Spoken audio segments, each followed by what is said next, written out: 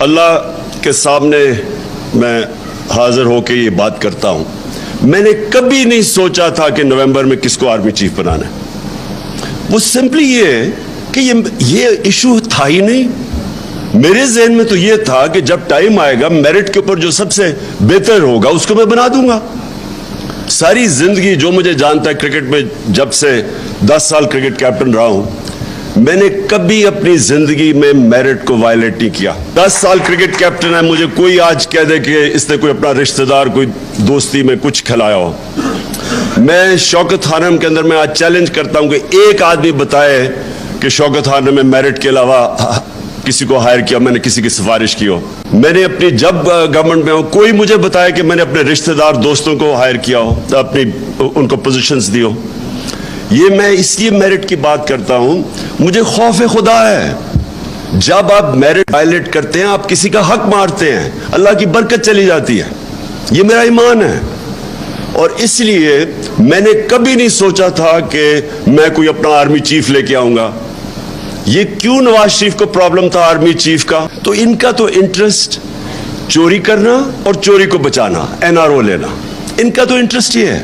اس لیے ان کو ہر ادارہ جو ان کی چوری کو تھریٹن کرتا ہے اس کو کنٹرول کرنا ہے، لہٰذا ڈر ان کو فوج سے ہوتا ہے۔ فوج سے کیوں ڈر ہوتا ہے؟ کیونکہ ISI اور ملٹری انٹیلیجنس ان کے پاس رپورٹس ہوتی ہیں ان کی چوری کی۔ عمران خان کو کوئی ضرورت نہیں اپنے آرمی چیف رکھنے کی، مجھے کوئی اپنی چوری نہیں بچانی، مجھے تو جو میرٹ کے اوپر بہترین، کیونکہ ہم چاہتے ہیں کہ ہمارا فوج کا ادارہ مضبوط ہو۔ تو یہ جو ان کی اپنے ذہن میں خوف آ گیا تھا کہ جناب میں وہ جنرل فیض کو لانا چاہتا ہوں، یہ ان کے خوف تھے، ان کے اوپر خوف طاری ہوا ہے، کیونکہ چوری اتنی زیادہ چوری جب کر لیں بلینز آف ڈالرز ان کے باہر پڑے تو ان کو خوف ہے اس کا۔ اس خوف کی وجہ سے یہ پینک کر رہے تھے کہ اوہ یہ اگر وہ نومبر کے اندر اپنا آرمی چیف رکھ لیا تو یہ ملک کو تباہ ہو جائے گا، یعنی ان کی فیوچر تباہ ہو جائے گی۔ میرا صرف آخری ایک سوال ہے اپنے نیوٹرل سے، صرف اس پہ میں ختم کر رہا ہوں اپنی تقریر،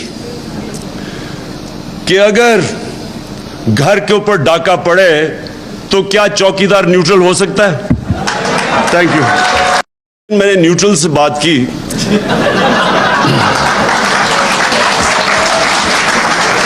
میں نے کہا اس کے اوپر 16 ارب روپے کے FIA کا کیس ہے، 8 ارب روپے کا نیب میں کیس ہے اس کے اور اس کے بیٹوں کے اوپر، اور اتنے اوپن اینڈ شٹ کیس کسی کے نہیں ہیں، کسی کے ایسے کیس نہیں ہیں۔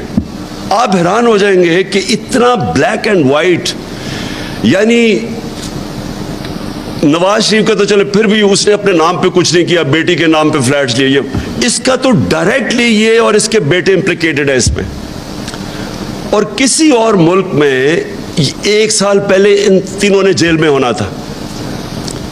یہاں میں سوچا، میں نے کہا یہ کوئی سوچ سکتا ہے کہ 16 ارب کے کیسز وہ اور 8 ارب کے نیب میں اور ایسے کیسز، یعنی اتنا، وہ کہتے ہیں نا نقل میں بھی عقل چاہیے، اتنے بھونڈے طریقے سے انہوں نے چوری کی ہے کہ اس میں بچ ہی کوئی نہیں سکتا۔ اگر کوئی عام آدمی ہوتا نا، آپ یقین کریں وہ 2 ہفتے میں یہاں اس ملک میں جیل میں ڈال دینا تھا اس کو۔ لوگ کہتے ہیں کہ دیکھیں یہ عمران صاحب آپ نے کیا کچھ نہیں، جب آپ کو پتا تھا سازش ہو رہی ہے کیوں نہیں کچھ کیا؟ میں یقین کرو، میں آنیسٹلی آپ کو ایک بات آج بتا رہا ہوں، میں تصور بھی نہیں کر سکتا کہ کوئی شہباز شریف کو ملک کا پرائم منسٹر بنا دے گا۔